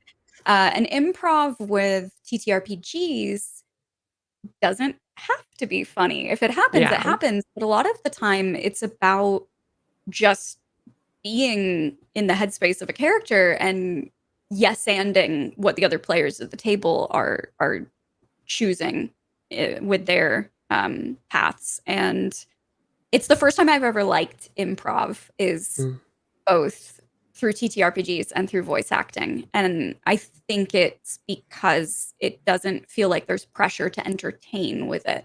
It feels like it's just coming from a place of honesty and understanding your character enough that it doesn't matter if you're told what to say or do with them. And I love that. I absolutely adore the situational and like character exploration that can happen through improv in TTRPG, especially if it delves into like areas of the absurd as well. I feel like that's you're saying it doesn't necessarily have to be funny, but that can be some of the funniest stuff that like happens. Is there any like memorable moments that you will pull from like your experiences in TTRPG that you'd like to bring up? Definitely. There have been so many that I almost like hesitate to pick any one, just because I've had so many incredible experiences. But the first show that I ever did as a regular was on the Saving Throw Show channel, and it was called Pirates of Salt Bay. And it was such a tight-knit cast and crew, and the comedy gold that came out of that group just absolutely slayed me. And especially when you have that level of trust that, talking about lines and veils and boundaries and making sure everyone's on the same page. That was the first show that, for instance, I ever did a player-to-player romance in. And that's something that personally I don't feel comfortable doing in every show. So that's a really standout, memorable thing that just very organically happened with our characters. There was a moment with myself and Vanna, who you mentioned, and our GM, Abria, where very, very, very long story short, my character had an influence over the efficacy of contraception at one point for Vanna's characters. This is Trislin and Ade, was it? Yeah. And Abria asked me to write down, so I didn't have to say it out loud, whether, how a situation went down. She said, write down if a pregnancy occurs or not. And I wrote, nobody has ever been more pregnant. And I will never forget the laughs from that, but also like the trust of, taking a character through that arc and the beautiful way that Vanna and Abria navigated sending the character on that journey was just such a great example of like trust at the table, really knowing one another, but also how something that can be funny in the moment can also lead to a lot of emotional depth and poignancy, because that was a 4-season emotional arc for Vanna's character that she made me cry at the table repeatedly with how beautifully she played it. So highly recommend, not to plug a project that I was a part of, but for everybody no, go ahead. else that plug was on everything. That's the reason. I want to hear you plugging everything. That was definitely go back and watch it. I'm assuming that's available on YouTube, I imagine, on the Saving Throw Show channel, I imagine. And that was Pirates of Salt Bay. I'm gonna have to go and check that out myself. Let me write that down. It's a really fun one. Yeah, I definitely wanted to ask about character creation in general as well. Of all the different campaigns that you've been a part of, how do you go about creating your characters? Ooh, that's a great question. It's definitely changed over the years. So since I've been doing it for, I don't even know how many years at this point, now I definitely approach things with a little bit more of a mindset of like, what haven't I done before? What haven't I explored? And what will allow me to kind of like push my own boundaries to get out of my comfort zone? I really try not to do the same thing twice, because I so often do that, for instance, when creating like video game characters. I will always want to play a stealth archer in Skyrim, and I don't want to do that with TTRPGs. For me, usually it comes from one idea that I want to explore from an emotional core. So I will be inspired by, I would really love to play a character where this is their internal obstacle that they're overcoming. And for instance, the show that I was on with Eugenio, Familiar Quest, the concept was we're going to be playing familiars who have been kind of severed from their, essentially, like they're having their own adventure. It's the familiars' day off. And I wanted to play a character who maybe their exterior did not match how they wanted the world to perceive them and what they wanted to accomplish. So I played a barbarian who was a rat. And barbarian rat, that's so cool. A barbarian was that like rat. Was size-wise, were you like a small still, or Tiny. Okay, tiny. And bless his little heart, like his sword was like sewing needles that had been like, oh, that's amazing, melted down and fused together.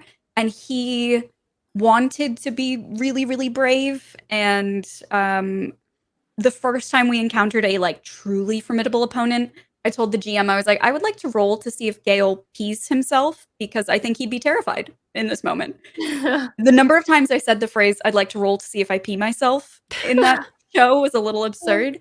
But kind of starting with that emotional core of what I start with, like, what obstacle do I want this character to overcome? And so that was a really fun one. And I've found that more often than not, the idea that I have for a character is always enriched by what the other players bring to the table. And I never end up where I think a character is going to go because everyone else is doing such inspiring things. And just the way that, like, our friends in real life shape us and change us. Really good players will do that with your character as well, I think. Okay. I love that TTRPG. Like, there is this, the fact that people might be scared to approach it, but it's a collaborative process and you're not necessarily alone. So even if you're creating a character yourself, it doesn't necessarily have to be fully formed. It can grow and evolve as you play and completely can rely on just you bouncing off other people in order to, like, inform who that character becomes during the course of the campaign. So it's I absolutely adore just that in general about TTRPG and how you go about creating your characters. So thank you so much for that. Of course, you're also a voice actor, which is absolutely awesome, fellow VA, which is great. Now, you also worked in the industry before getting into streaming? Yeah. Could you tell us a little bit about that? Or? Yeah, I came from a background of working in the film industry for about 10 years, actually, before I was a streamer. Wow. And my last kind of like 9 to 5 job that I did before getting into content creation was actually working as an assistant at a voiceover talent agency. And it was not a thing that I ever thought that I would be on the other side of. Not a thing that I had ever thought about or considered. And as seems to be the case, I'm realizing with a lot of things in my career, kind of fell into it on accident. But I have a really big passion for film. That's what I went to college to get my degree in. That's, I would say my biggest personal passion outside of gaming is film. And so on my channel, that's something that we discuss a lot. I've done one of my favorite streams that I ever did was I just was like, you know what? I'm going to let my nerd flag fly, and I'm just going to be as excited about film as I want to be and not really think about if it's good content for anyone else. And good. And I did a PowerPoint presentation of Film 101 with Nega Oryx and distilled like stuff that I'd learned in college as like, hey, I want to give you education that I paid for free on Twitch. And did like a little lesson plan using the movie Midsummer as an example of talking about use of color and shot composition. And then we did a watch party of the film right after and then talked about it afterwards and talked about kind of applying what we had talked about when you watch a movie. And I live for that kind of stuff. I'm such a huge nerd for film, and kind of realizing that streaming is what you make of it and I don't have to just play video games has been huge for me in terms of like longevity as a content creator, I think. Cool. So when it comes to voice acting, like when you're trying to figure out what's the voice going to be for this character, what's kind of the process you go through when you're trying to figure out a voice for a character? That is a really good question. It definitely, for me, the process starts with just figuring out like time and place and their backstory, and then playing around with it from there. So something that I'm trying to think what I can and can't say. I have 2 games coming out this year, and my brain is NDAs, like, yeah. And my brain's like, just like, what do I want to let people discover when they play the games, Yes. But for instance, something that I really love, like I have natural vocal fry, for instance. Like, I mean, you can hear it as I'm talking right now. And I've had characters that I've played where we play around with the idea of how much I remove that. And we've talked about the difference of like characters who that's their natural register. And then when they are performing, they're doing a job where they're in front of an audience, removing that vocal fry to, even in just a subtle way, kind of differentiate how somebody's presenting themselves. I am such a nerd for vampire stuff. I grew up watching Buffy the Vampire Slayer, and I am so excited because I am playing Dracula, Lord of the Vampires, in a game that's coming out this year called El Paso Elsewhere. And so that, finding that voice came from talking to the writer a lot about what is her origin story? Where is she actually from? What year was she born? For somebody who's been alive for so many years, if you're from a different country, like, do you lose that accent? How long does that take? How do you kind of assimilate if you're a however many 100-year-old vampire? And some of it's discovery, but a lot of it is just doing the prep work. And that's the stuff I nerd out over. I love doing the prep work before actually getting in the booth. So that's awesome. I also wanted to ask you about your personal like journey into voice acting. Were there like VAs that you personally like look up to, like people that like you see as actors that you see performing, you're like, you know, that gave me a spark? Or are there any general like voice actors you're like, I love what they do? I definitely have a lot of voice actors that I really love what they do. I'm trying to phrase this as delicately as possible. As somebody who has a many, many years of experience in the industry behind the scenes before getting into it as a performer, I always hesitate to look up to anybody because I have seen too much. I have known too many actors whose work I really respect and admire, and felt very differently once interacting. Never meet your heroes. Setting. Never meet your heroes. Thank you. Never meet Much your more heroes. succinct way of putting it. So like yes and no. I mostly, my big thing is I try to, especially when I was getting into voice acting, I think something that we've seen a shift of in the industry is people who are casting wanting to capitalize on online audiences. And I can also say that as someone who worked behind the scenes in it, like getting casting breakdowns where they say, we're really looking to cast somebody who can promote it on Twitter or Instagram or whatever it might be. So something that was really big for me was fighting the perception that I was getting into voice acting because of that, or that the roles that I was being cast in were just because of a following online.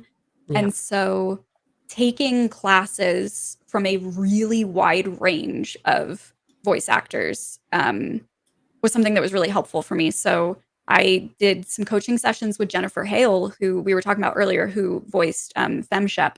And I would say, I really hesitate to say I look up to anyone, but I really do look up to her. And I've had nothing but really lovely experiences with her. And she is so talented, and I admire her career so much. But yeah, in general, I try really hard to, like you said, don't meet your heroes unless they're Jennifer Hale, because she was lovely.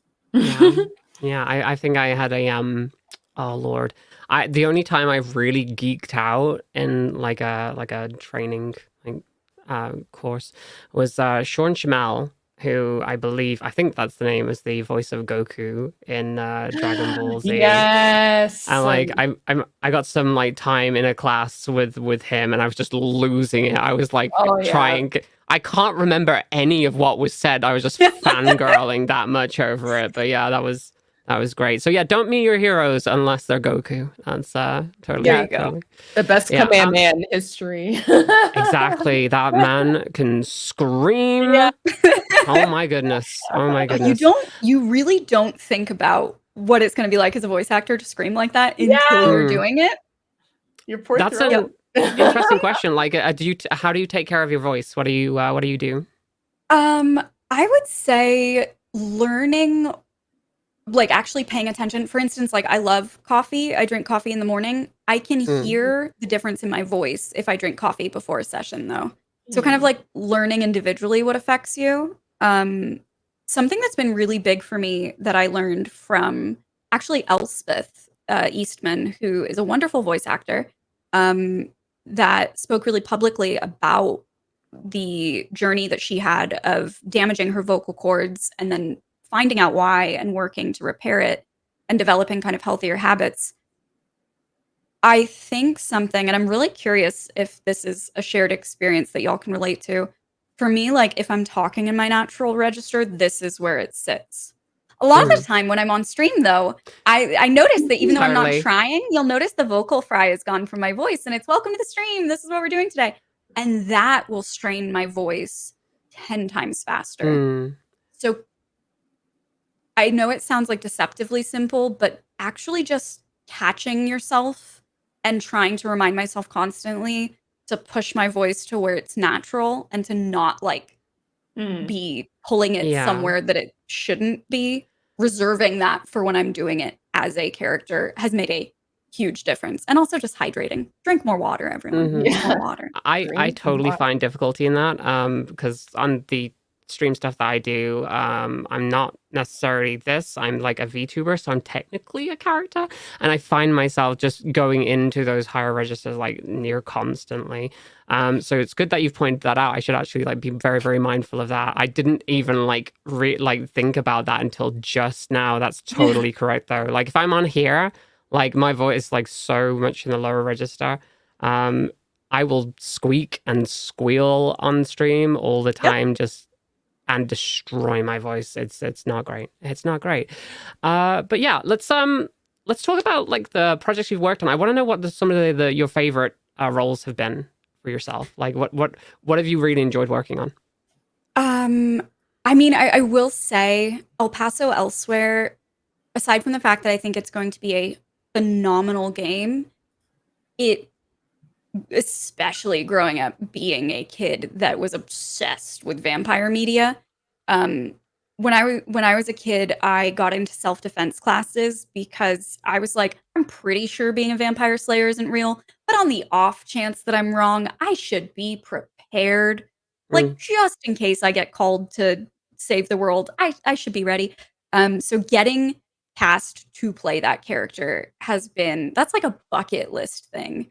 And it has been, I want to say a year, maybe a year and a half of meeting with the creator, writer, and lead voice actor of the game to be really collaborative, bringing that character to life. So I'm really excited for everyone to see that when it comes out. And I did my first horror game, which released late last year, called Hello Puppets Midnight Show. Puppets, yeah. And I love that game. I love the team behind it. And I loved the character that I played. The sessions that I did for it were really, really, really incredible and really validating it sounds so pretentious to be like, it was validating as an artist, but it was great. And I was really proud of the work that I did.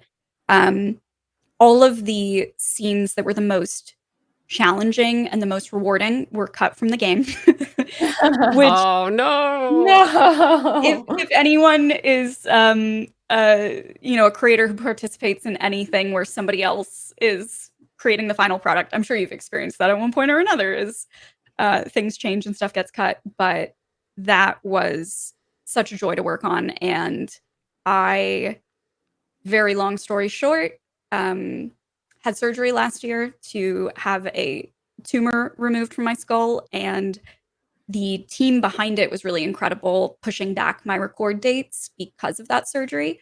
We did reach a point though where they were like, if we do not record you by this day, the game will not ship on time. Like it is down to the wire.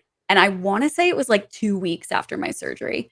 And so I came in like every time I did a line read, I would be like, okay, now I need to sit and drink water and breathe. And aside from the fact that they were incredible and so accommodating and above and beyond kind to me about it, I'm especially just really proud of that work because I had no idea that I was going to be capable of doing it, 2 weeks out from having a chunk of my skull taken out. Like, it sounds so that's weird. amazing. Like, that's a lot to deal with at that time. Jeez.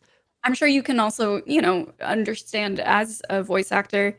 What I was really worried about was if the performance was going to match, like if I was going to sound sick and tired and worn out. So that, aside from the fact that I'm really proud of the game, I'm really proud personally that I was able to do it while struggling. Yeah. So yeah. Oh my god, like super proud of you for that. That's awesome. I had no idea. That's great. Literally a hole in your head. And yeah. And like, bless his heart, the writer who was also directing me in that. After every scene, he was like, "I'm so sorry. I'm so sorry," because it was a horror game. I had to shout. I had to do efforts. I had to be screaming and crying. And he was like, "I'm so sorry that we have to ask you to do this," but it was really rewarding. And it seemed like you enjoyed it a lot, which is also good. Which is also cool. I feel really fortunate that I have. I've loved every character I've gotten to play, which I know isn't the case for everyone, and so I feel really fortunate that I'm really excited to share the games that are coming out this year as well. So hopefully they go over well, and I'm not the worst part of all of them, because that is always my fear. But fingers crossed. I can't imagine that will be the case. No way. It's funny that you mentioned recovering. How much physicality do you put into your roles? So a lot of people might not know that behind the scenes in VAs, there is a different range of what actors will do. Some people will be very, very physical in terms of arm movements, as long as they're maintaining their distance from the microphone. How physical do you get with your with your roles, and did that make it difficult?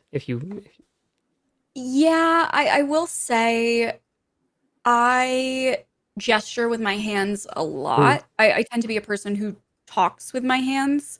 And so actually learning to reel that in, especially again, if you've never voice acted or been around that, you might not know, but even the fabric that you're wearing and the movement of I've done a take and had somebody be like, "You're gonna have to take your jacket off because we can hear it moving when you're there's things that you just don't think about. For me, it actually depends on the character. So there was a character that I recorded recently where anytime she needed to be really refined and elegant and poised, I actually would do a tree pose while I was recording. So I would be doing yoga and that's awesome, holding my core in and balancing on one leg, because I found that it just gave me that restraint, and it made me sound like someone who was very I can't think of a word other than restrained, but it I think you can hear the difference of someone whose back is a little straighter and they're holding themselves. The performance. And I definitely feel like sometimes the posture that you take can also just put you into the mindset of that character. So I did find actually another game that I worked on called Cook Serve Forever. We recorded also while I was still recovering from my surgery. And so they had a chair that I could sit in, and it was the first time I sat while recording, which was really, really helpful for my recovery. And I wasn't expecting how much it was going to change. It felt so different from standing and being able to move around in that way, and instead sitting. It was really interesting how much it affects it. A lot of people don't realize how much effect that actually has on your being able to just your voice in general, and what your diaphragm can do if you're sitting or standing. So question for you also, what are some projects that you would love to work on as a voice actor? That is a great question. I like bucket list, I would love, love, love, love to do something for The Sims one day. Amazing. I've been playing Even The if it's Sims. just like weird babbly sim talk, right? You can be Like, one of the music stations, yeah. it has to be. I love Simlish. Like I have been Simlish, playing The okay. Sims since it came out in 2000. Me too. So I've been playing for a very long time, and probably know a little too much Simlish for like an adult in my 30s. Like I shouldn't know as much of that fictional language as I do. So that would just be a huge bucket list thing. And honestly, my big thing is I would just love to voice a queer playable character personally. I That's something that's really important to me.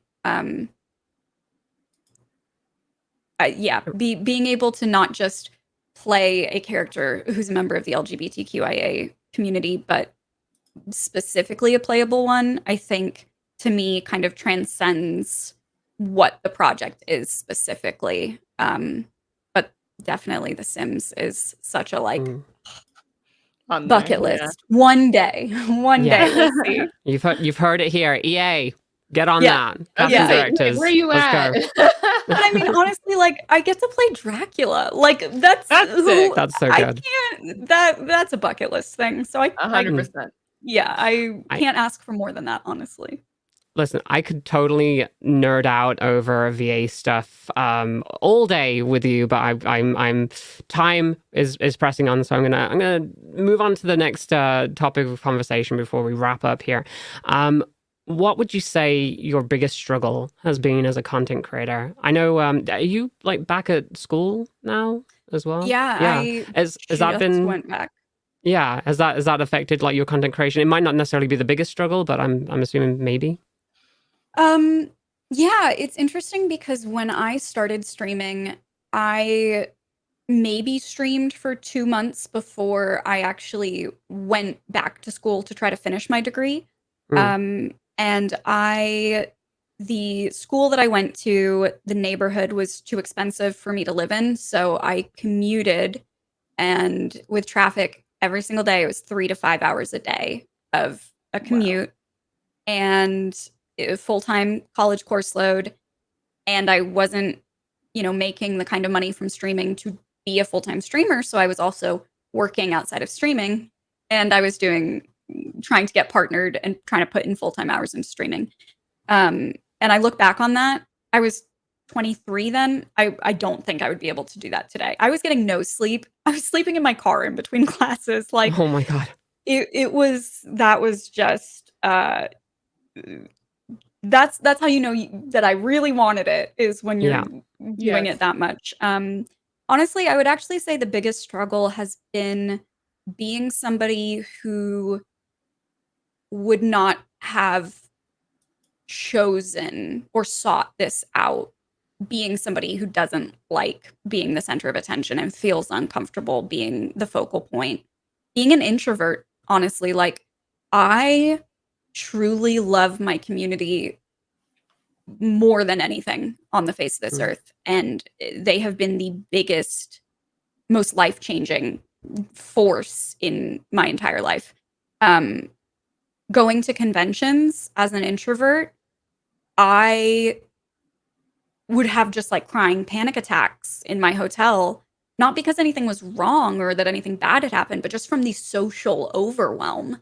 And from this, like, once a year, I'm going to get to meet people. And so you feel like you have to say yes to everything, because it's like, I want to see every creator that's a friend. I want to meet every single member of my community. I want to meet all of the devs that are there and the Twitch staff. And being somebody who is so introverted, I didn't have social media accounts before I started streaming. I had never had an Instagram or a Twitter or anything.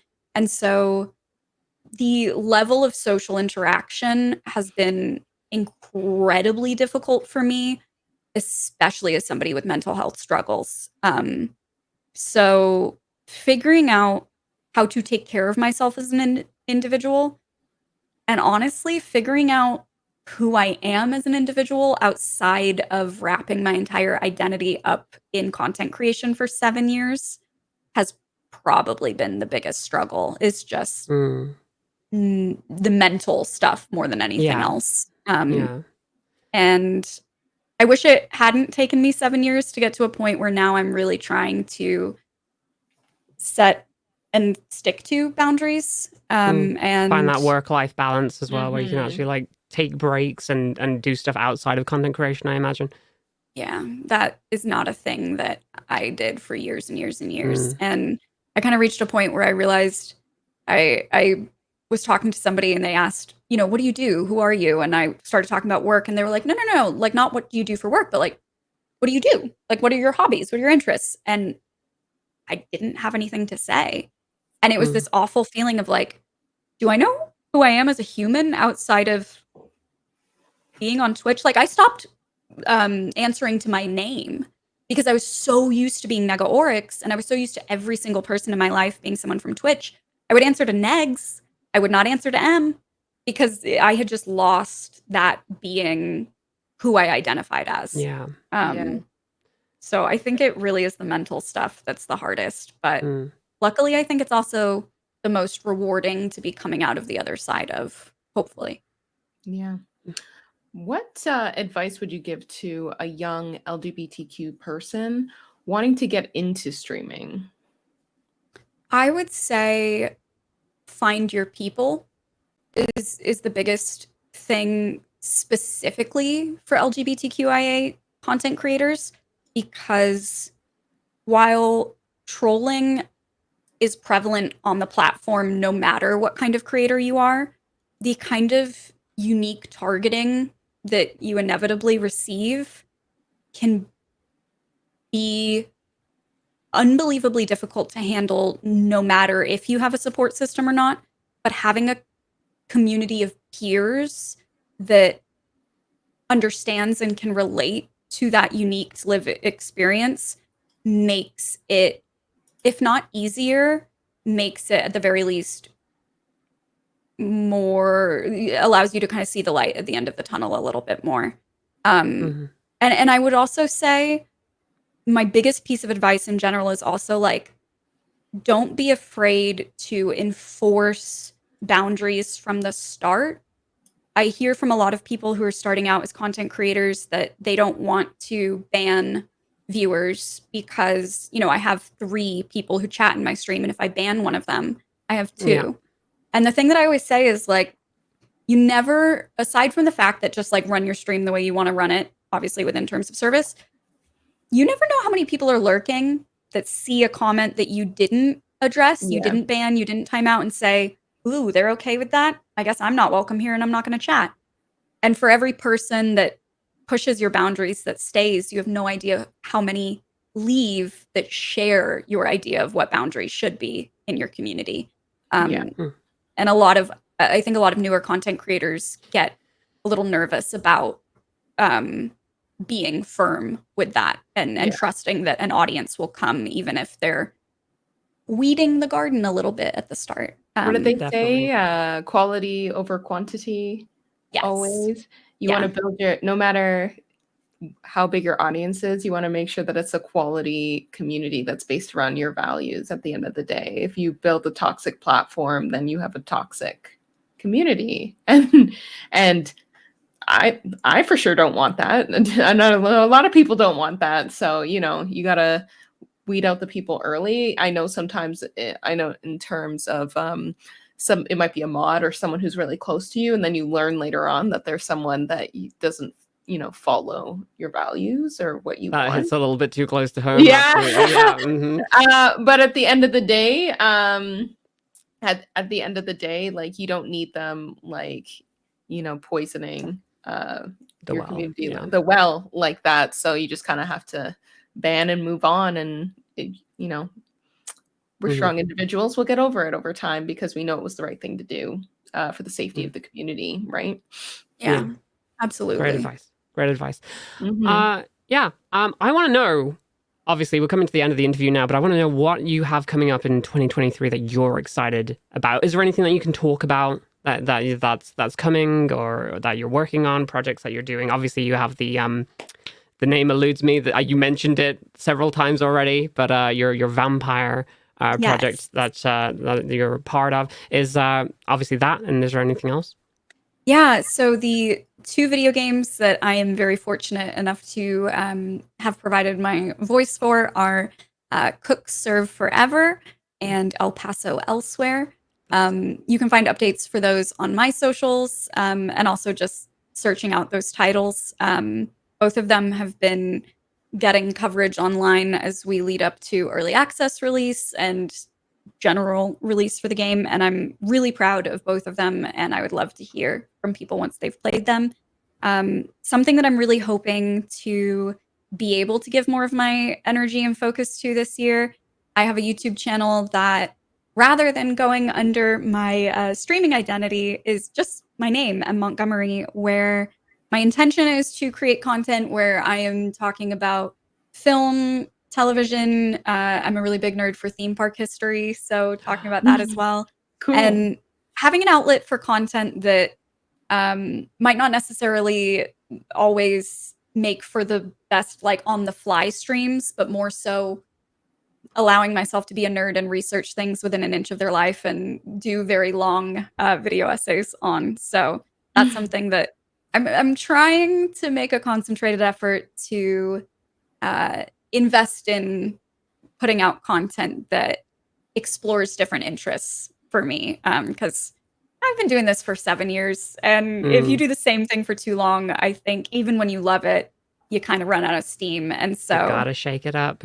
yeah, so that's my intention that I'm setting for 2023 is shaking it up and hopefully being able to connect with people who share those interests. So if you're a nerd for theme park history, film, media analysis, Dead by Daylight, Disney Dreamlight Valley, those are things that I've been nerding out on lately. Just played Dreamlight Valley today. That's my jam. Yeah, we're gonna talk later. We're gonna talk. I love that game. Well, before we finish here, we always like to finish with something we call quick fire questions. And basically what's going to happen, we're going to ask you a series of questions and you can just give off either the first thing that comes to your head or just like a very, very quick answer. Whatever comes to mind first. It's kind of like a Rorschach test. Let's go for it. So Chanel, kick us off. All right. What's been your favorite game this last year? Oh, does it have to be that was released last year? In the last year. Whenever. Just okay. Yeah. What have you Well, enjoyed Disney Dreamlight Valley. I guess that's easy. There you go. There you go. What was the one game that defined your childhood? Neopets, The Darkest Fairy for the PlayStation 2. Yes. Good choice. Good choice. Who's your favorite video game character? Oh gosh. That's my favorite Ellie too. I from The love Last her. of Us. There it is. Ellie. I Okay, don't know. cool. I mean, I have her tattoo. I feel like I gotta, you know. That's baller. I love that. Right. What game do you most want a sequel to? Oh my gosh, these are so difficult. Mm-hmm. Oh, the panic. The panic is setting in. I don't know. We'll move on to the next one. Yeah, please do. Okay. Please do. Who would be your dream stream guest? I'm going to backtrack and say the Stanley Parable. I want a Stanley Parable There you sequel. go. There you go. My dream stream guest would be... Gosh, this is so hard. These are so stressful. Alive or dead, like throughout history. Yeah, there you go. Ooh, really? Mm-hmm. Anne Boleyn. Ooh, Boleyn. good one. Very cool. I feel like she's got some stuff to say. Oh, 100%. You know? If you've seen Six, the musical, I love Six. Yeah, it's so good. Yeah. So good. Oh yeah. Which game are you most looking forward to coming out in 2023? Anything you're looking forward to? I mean, I'm definitely biased for the games that I'm in, but I'm really excited for the Breath of the Wild sequel. Me too. Breath of the Wild was the first Zelda game that I played like when it released, and so I'm really excited to be like a newer Zelda fan. Day one purchase. Let's go. Me too. I bought a Switch and then bought Zelda. That was the first game. It's so good. What's one word that sums up your Twitch streams? Ooh, emotional. Okay, that is valid. Nice. What is one game you think everyone should play at least once in their life? A Beginner's Guide, which was made by the same solo dev behind the Stanley Parable, and it's my favorite game of all time. Okay. If you were marooned on an island, what 3 games would you want to have with you? It's a very technological island. You can connect to the internet. You just can't stay here. Okay, cool. Honestly, The Sims, like The Sims 4, Good because choice. the replayability from that game. Endless mods. Just download all the mods for it. Exactly. Live vicariously through Sims not trapped on an island, you know? Skyrim, because I know it's like 10 years old at this point, and I've never gotten tired of playing it, really and truly. And honestly, probably The Last of Us, just for the feels and the personal connection that I have with the characters. Okay, last question. Feel free to take your time on this one. Where can people find your content, and what have you got coming up on your channel? Ooh, you can find me on all social media platforms under Negaoryx, Negaoryx. Coming up on my channel, I have a lot of probably existentialist musings over being a person in this year 2023 and mental health and all of that. I realize I'm making my channel sound very fun. I play a lot of Disney Dreamlight Valley, and I this year I'm embracing the chaos and doing literally whatever I feel like doing that day, which I'm very excited for. I love that for you so much. And of course, my lovely co-host, Chanel, CoderGirlChan. Where can people find your content? What have you got coming up? Yeah, for sure. So you can find me on all socials as well, but mostly on Twitch at CoderGirlChan. What I got coming up? I'll be at the Gayming Awards. Should be a fun time. So I'll be in New York for that. Super stoked. But yeah, I'm playing through the master mode of Breath of the Wild right now, and it is kicking my butt so hard. I feel you on that. Oh, so bad. And then usually mostly Stardew, Dreamlight Valley content as well, keeping it cozy. But yeah. Absolutely fantastic. And as for me, you can find my stuff over at twitch.tv/Miabyte. We've been playing through a Legend of Zelda, sorry. We've been playing through an Elden Ring randomizer. Nice. So that's been a nightmare, just swapping up all the item locations and all the bosses as well. I cannot tell you how long it's taken me. I tried to go for a magic build. You can't do a magic build without like a magic rod stick thing, and I just could not find one anywhere for the first 6 hours of playthrough. So I was just clawing at people. Other than that, last Mario Day we built a Lego NES back there, which was awesome. It took us 8 hours to get 50% of the way through. I still have the other half of it to do here, so we'll be doing that at some point over the next week, no doubt. But yeah, that's all over at twitch.tv/Miabyte. Well, I've got my TikToks over on TikTok, where I voice stupid memes, so if you like that kind of thing, go and check that out. But that brings us to the end of the podcast today, and it has been fantastic. I want to thank everybody for joining us here. A massive thank you to my lovely co-host for today, CoderGirlChan, and our super special guest, Em, as well. I want to say thank you so much for joining us on this episode of the Gaming Podcast Live. We will be back in 2 weeks' time for another episode of the podcast. Yeah, and in the meantime, you can follow the Gaming Mag channel here on Twitch, or subscribe to our YouTube channel so you don't miss any of these amazing shows. And of course, podcasts can be listened to back on any of all the major podcasting platforms. And if you're listening right now on those podcasting platforms, you can come on over to Twitch and watch us live. Just head over to twitch.tv/GamingMag. Yeah, Gaming Mag. That's GAYMING. Yes. For gaming, where we put the queer queer stuff in Queer spin. gaming. Yes, the queer spin on gaming. Right. Of course, next Sunday, there will be another episode of our charity hangout, Let's Go Gaming. We get together with all your favorite queer content creators and we just chill and raise money for charity. I have no idea what we're doing next week at the moment, but last week we did Raft. Some weeks before that. What did you were on there, Chanel? What did we do together? I can't remember what we did. What did we play last week? We did Mario Party one time, and did we do Gang Beasts? Oh, we did Gang Beasts. That was Gang so Beasts. funny. I love that game. Yes. That was so amazing. chaotic. Yeah, it was a good time. I screamed because there was a level with sharks in it, and I'm really scared of sharks. It ate me out of the air. Yeah, they just jumped on the boat, just like chomp, and then just pulled you off the boat. And I was like, yeah, a big nope. I don't like that. But you can catch that over on this channel right here next Sunday. Let's Go Gaming. Raise some money for charity. Come and hang out.